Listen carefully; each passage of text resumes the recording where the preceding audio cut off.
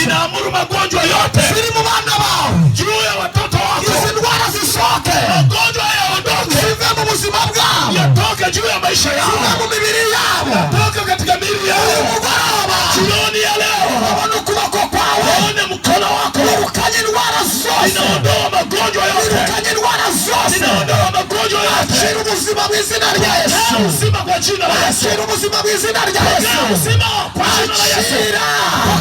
uzima, akira, uzima. urakoze Mana, Asante Bwana Yesu, urakoze kubakijije, kwa sababu umewaponya, ukuboko kwawe gukiza, mkono wako unaponya, bakoreho, umewagusa, bakoreho, wagusa, babe bazima, wazima, akira ubuzima, uzima, akira ubuzima, uzima, mu izina rya Yesu kwa Kristo, jina la Yesu Kristo, wa Nazareti, akira ubuzima, uzima, warwara we, warwara we, rekura abantu b'Imana, rekura abantu b'Imana, uyu mugoroba jioni ya leo wirukanye, kuondoa, wirukanye, soka, soka, soka, katika jina la Yesu, kwa jina la Yesu.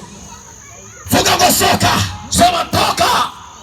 vuga ngo soka, sema toka. urakoze Mana, Asante Bwana Yesu, uhereye ku birenge byabo, kuanzia kwenye nyayo za miguu yao ukagera ku mitwe yabo, hata vichwa vyao, nibakira ubuzima pokea uzima mu izina rya Yesu kwa Kristo, jina la Yesu Kristo wa Nazareti, wa Nazareti. ukomere Imana